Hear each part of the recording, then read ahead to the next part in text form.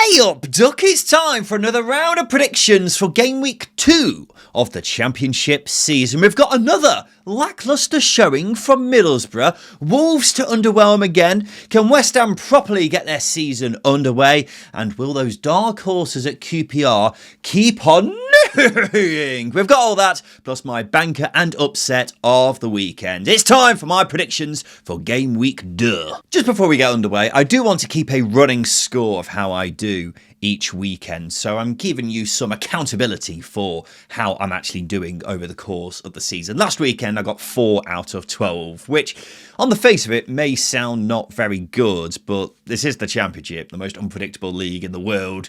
I think 4 out of 12 is alright. Actually, it's not bad, it's not amazing. I think it's just somewhere in the middle. So I'd be fairly happy with that. Let's see if I can improve on that this coming weekend, though. Before we get underway, please make sure you hit that like button, ladies and gents. Please just take 5 seconds of your time to support this channel by giving it a like and subscribe for more Championship-related content just like this. Right, let's get into it. Let's begin with one of the 3 games we've got at Saturday lunchtime. It's Birmingham City versus Bristol City, the David Cotterill derby. Although, hopefully, fewer conspiracy theories around than when David Cotterill is here. Look, we've got 2 teams here looking to break into the playoffs this season. Neither had amazing opening weekends. Birmingham probably had the more promising of the 2. They drew Sheffield United, but if anyone deserved to win it in that game, it was without a doubt Birmingham. August Priska has to anticipate one of those crosses across the box at some point, even though he seemed to be on his heels for the vast majority of them. Whereas Bristol City should fare better in this game as long as they don't have one of their men forgetting that they're on a yellow card and then getting sent off. But I'm siding more towards a Birmingham win here. Main reason being their home form. Only the 2 automatically promoted sides won more points at home than them last season. Absolutely hopeless away, but they're very good at home. And heading into this game, I see no reason why that wouldn't be the case at the start of this season. So with that in mind, I'm going to go for a home win for Birmingham City in the first game of game week 2. Lincoln v Portsmouth, one of the other games at Saturday lunchtime, the Sean Raggett derby. Yeah, 2 teams who started the season with a defeat on the opening weekend. They'll be hoping for better here. I was quite impressed with Lincoln on the opening weekend. They stood firm against Middlesbrough, a Middlesbrough side, many are tipping to be promoted this season, and gave them a really good game, but just couldn't hold on until the very end. But they showed that they'll give plenty of teams a tough ride this season. Not sure they'll stay up, but I'm pretty sure they won't get trounced every week, which is what a lot of people seem to insinuate they thought was going to happen with Lincoln this season when it came to their predictions. Meanwhile, Portsmouth were pretty poor against QPR at the weekends. They were at home as well, which is where Portsmouth tend to do their best work. To be fair, I do think that game was more a case of QPR just being very, very good as opposed to Portsmouth being really, really bad. But still, not the start John Mousinho would have wanted. When it comes to this game, I am keeping in mind home and away form again, really, because ever since Portsmouth have come up to the Championship, they have just not managed to get their away form right. They had a bit more success with it last season, but still, in the 46 away games they've played since coming up to the Championship, they've won just 9, won just 39 points from a possible 138. And they're facing a Lincoln side who won 18 from 23 in League One last season. Sincilbank was an absolute fortress for them. Their positivity is still there after winning League One last season. It wouldn't have got dampened down at all by them losing to Middlesbrough.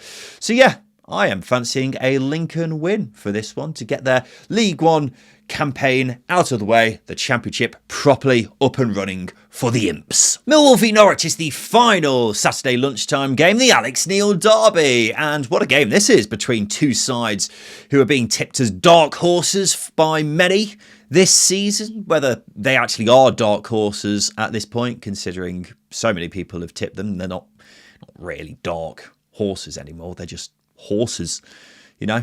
But I think it's still going to be a really fascinating game because, as I say, both are being tipped to do well by plenty of people. Hard to read too much into the opening weekend with these 2, mainly because Millwall faced a team who were down to 10 men for nearly an hour, whereas Norwich absolutely dominated West Brom before the Norwegian hand of God came along. Norwich did beat Millwall at the Den back in April, but still, I'm just struggling to separate these two, mainly because there's still so many positives with them. I'm still yet to really find negatives particularly, so with that in mind, I'll go for a draw here. When you're struggling to separate the two, it's always the most sensible way to go, really, isn't it? Right, let's go to the Saturday 3 o'clocks now, and Blackburn v Middlesbrough is the first game we're looking at, the Tony Mowbray derby. It's been an interesting few days for me. I seem to have become the most hated man in the Teesside area. All for suggesting in the Sunday weekend review that not all of Middlesbrough's signings may suit how Kim Hellberg wants to play. I would say the reaction to that opinion, and it's just an opinion, has been strong. The clip I put out on X, formerly known as Twitter, this past week, got 500,000 views for just me giving that view. And yeah, it didn't go down very well with Middlesbrough fans, it's got to say. And despite that, I'm putting that aside, the strong reaction I've got from Middlesbrough fans, and I'm not letting that cloud my opinion when it comes to this game. But I've got to say, I'm not feeling Middlesbrough here. I'm just not. They were so unimpressive in that first half against Lincoln. Were better in the second, but it's a side who have been widely tipped for promotion against a side with one of the lowest budgets we have ever seen in Championship history. You know, you would expect it to be better in the second half, and they got it done in the end, but it would have been worrying if Middlesbrough didn't get it done in that particular game. I think that game was indicative of, firstly, all the signings Middlesbrough having needing time to gel. I don't think that's an outrageous claim to make, considering they've made nearly doubled figures signings this summer.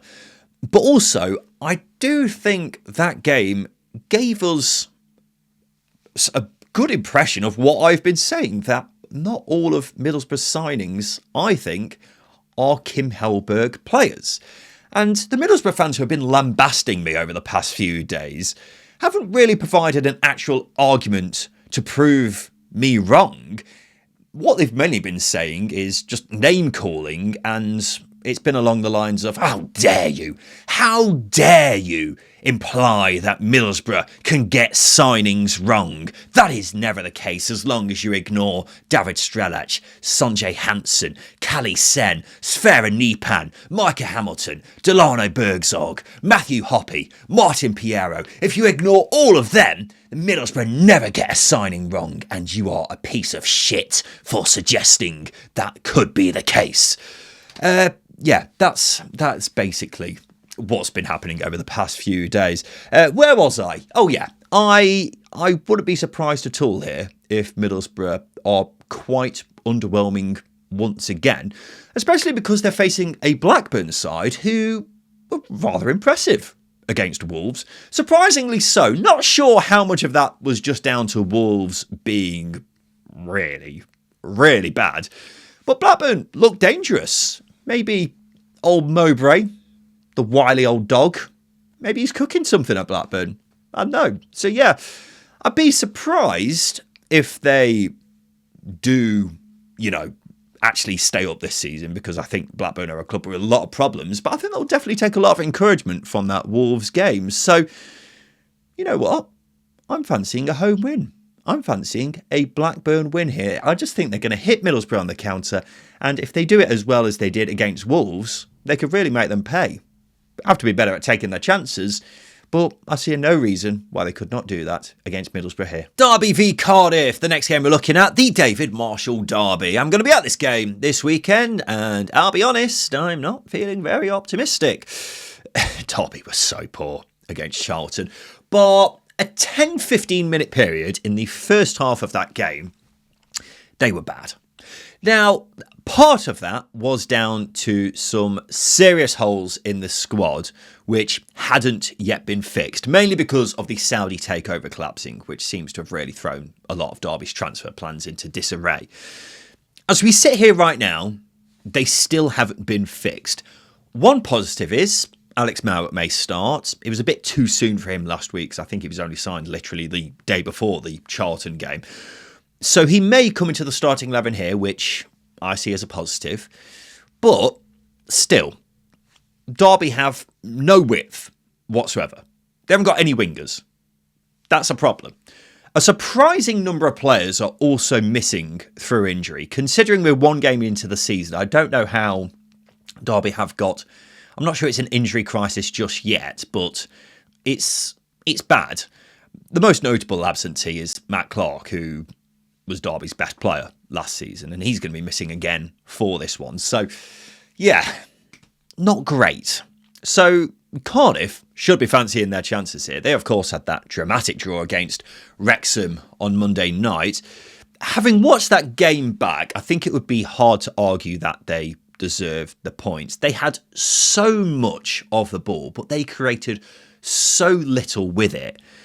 If I saw a bit more, I would definitely be swaying towards an away win, but instead I'm just sat here thinking draw again. I've struggled to find myself convincingly backing either side, so I think a draw in this one. I'm hoping Derby will be a lot better than they were last weekend. Preston v Wolves, the next game we're looking at, the Matt Hill derby.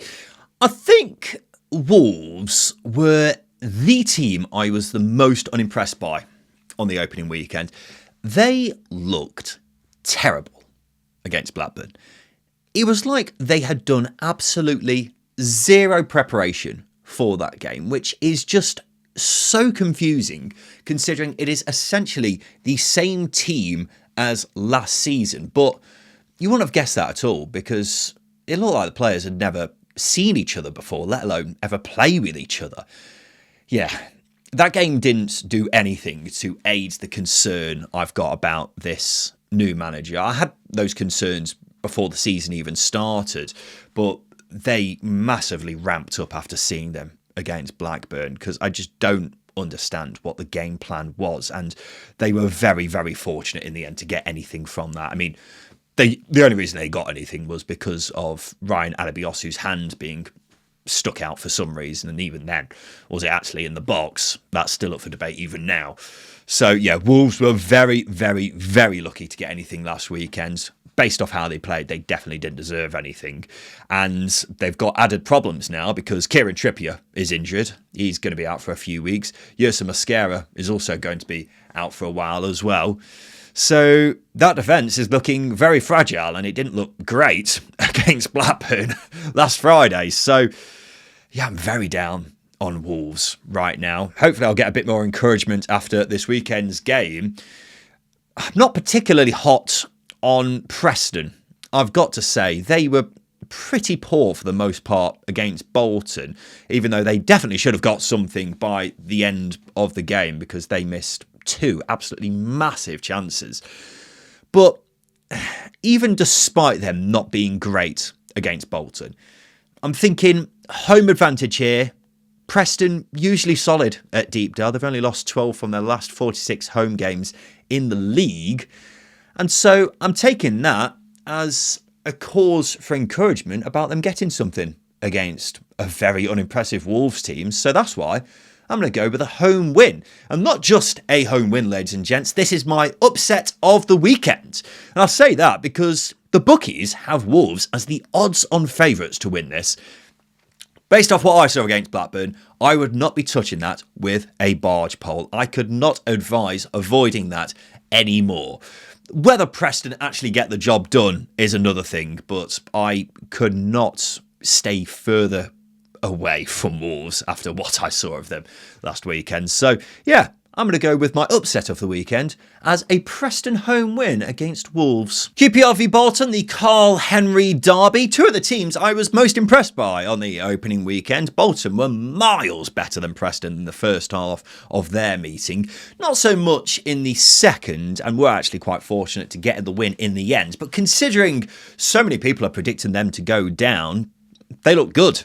I would definitely take a lot of encouragement from that game if I was a Bolton fan. However, as good as Bolton were for the most part on the opening weekend, they weren't quite as good as Queen's Park Rangers. Oh, they have got me doing all sorts of horsey noises. They've got me stamping my foot, doing that blowing out the nose noise that horses do. That thing.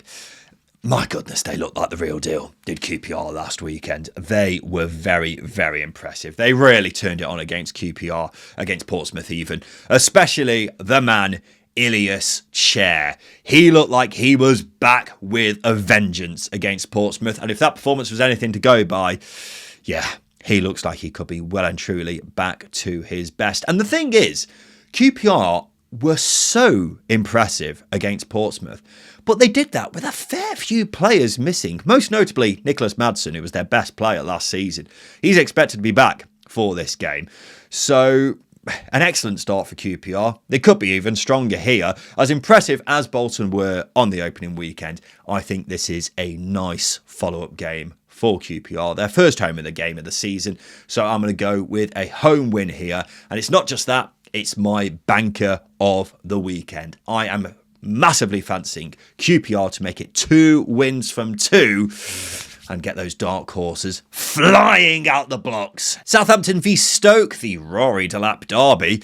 Pretty much in contrast to the game I was just talking about, these were two teams who really unimpressed me on the opening weekend. Southampton were abysmal in that first half against Watford. Were better in the second half and probably should have got a point in the end with Taylor Harwood-Bellis missing an absolute sitter. But yeah, surprisingly bad were Saints. Stoke didn't look like they were up to much against Swansea either, though. Slightly concerning how poor they were, especially considering how poor they were at the end of last season. So, not a great weekend for either team, but I can't pick both of them to lose. So, I'm going to base my prediction for this game off my pre-season expectations for both and go for a Southampton win. I would imagine Tonderakit won't make the same mistakes that he made against Watford with his starting 11. Leo Cienza playing down the middle was always a curious one, considering he was one of the best players in the division playing on the left last season. So I don't know why he did that just to fit in Lewis Dobbin, who played most of his best football last season with Preston, going down the middle. So I don't know. Hopefully Finn Azaz will be back fit for this game as well, and we can start to see Southampton look more like the side who absolutely dominated in the second half of last season. If not, then maybe they were really relying on the spying much more than we thought. So, yeah. We'll certainly see here. That's a reason to keep an eye on this game this weekend. But even if they aren't 100% at the races, they should be much better than a Stoke side who have got problems and love spending money on mediocrity. So I'm going for a home win here for Southampton. Swansea v Sheffield United, the Cal Norton derby. We'll be honest, early thoughts are this game looks like the strong favourite to be the last game I talk about on Sunday when I review the weekend's action. Yeah, it doesn't scream like it's going to be one for the ages off the face of it. Having said that, Sheffield United have been making the headlines in the last couple of days. Might get a points deduction because of a squabble between their current owners and their former owner. I was considering doing a video on that, but it's quite confusing what's going on there. Basically, the former owner says they owe him money, but there's varying reasons as to why that may or may not be the case. Whatever the case, the company who was used to buy Sheffield United have been placed into liquidation, and it's all getting a bit technical. So, yeah. Sounds very serious. Sheffield United's owners keep putting out statements kind of playing it down. They don't seem particularly worried. So what's going to happen here, I have absolutely no idea. Is that going to have an effect on what happens on the pitch? Maybe. They weren't great against Birmingham last weekend. In fact, they were very poor. I think a better team would have taken Sheffield United apart and definitely got all 3 points there, because the Blades, being at home as well, offered very, very little in that game. Meanwhile, Swansea were good last weekend against Stoke. It was a solid win, if not the most outstanding. Very impressed with Joseph Opoku, young lad who they've brought in for a fair bit of money over the summer. He definitely stood out to me in that game, and hopefully that's a sign of things to come with him. I think looking at this, with Swansea having a home advantage, I'm more inclined to go with a home win, especially because I don't know how the past few days' events will have played on Sheffield United's minds, but I can't imagine it will have helped.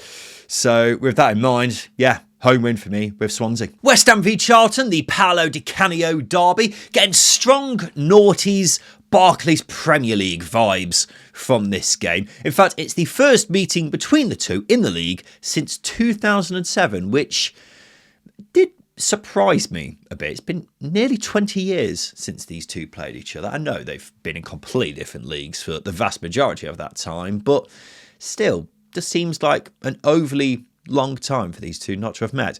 Anyway, this is a really intriguing one, because this is going to be a real tester for West Ham. You can let them off for dropping points at Burnley, even though they were 2 goals up and probably should have put that game to bed.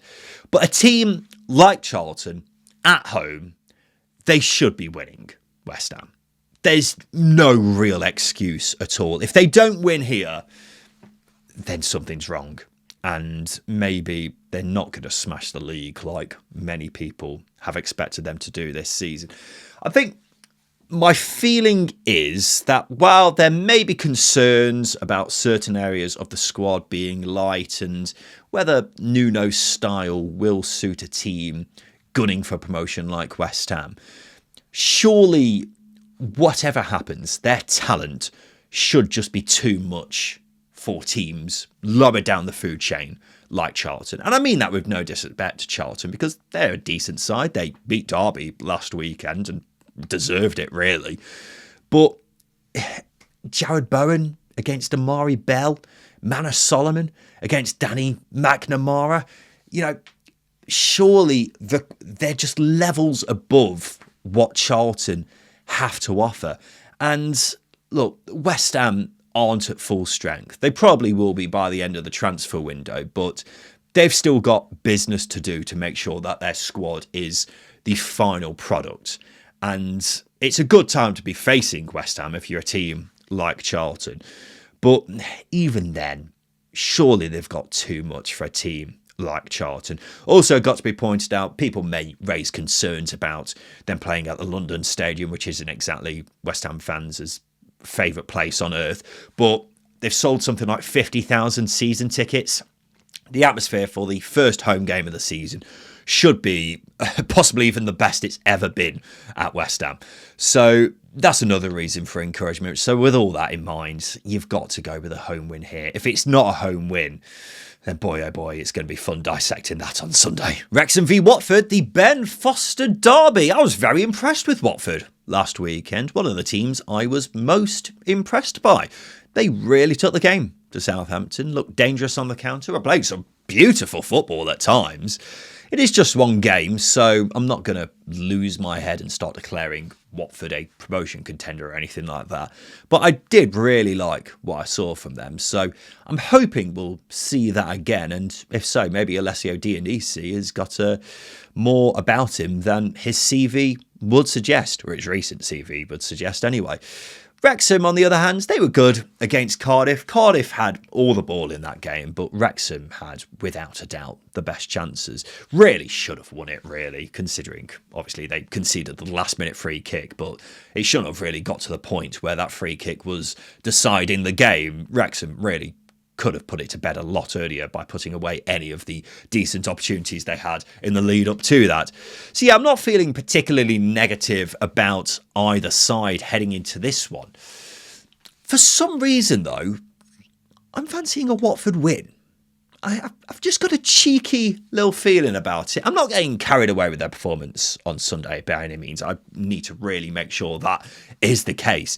But I just think the likes of Uthman Mama, Ika Bravo, they could cause Wrexham a fair few problems here, hit them on the counter and make better use of the opportunities Cardiff had against Wrexham on Monday. Because Cardiff did get in some really good areas. It was just a mix of poor finishing, poor final ball, which really let them down. If Watford can really dig into that, then they could definitely get a cheeky away win here. So that's what I'm going to go with. Watford to get 3 points in what would be a bit of a surprise at Wrexham, but I fancy it. And the final game of the weekend is on Sunday lunchtime. It's West Brom versus Burnley, the J. Rodriguez derby. Yeah, considering how negative I have been about Burnley pretty much all summer, I was impressed with them against West Ham. Yes, they were 2 goals down at one point, but a point was the very least they deserved. And that game was a reminder that even though they've lost so many players over the summer, right now they have still got plenty of talent on their books. Most obviously Zian Fleming. Whether he or some of the others are still going to be at the club by the end of the window, I don't know. But they're here for this game at least, which is definitely something to bear in mind.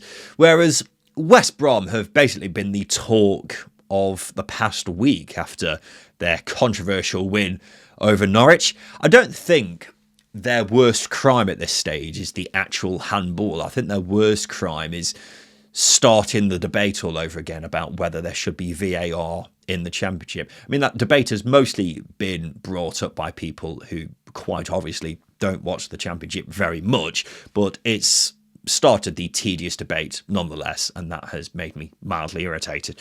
But look, West Brom were very fortunate in that win against Norwich, and I'm not just talking about the handball. They were dominated throughout that game. So hard to judge them too much on the back of that. Still not overly positive about them, considering I did have a couple of doubts about them with my pre-season predictions. So it's hard to really judge them too much off the back of that. But Burnley, they've still got talent on the books. I think it's a good time for them to be playing someone like West Brom, who are still finding their feet under James Morrison as the permanent manager. They've still got their talented players who may not be at the club by the end of the transfer window, but are still there right now.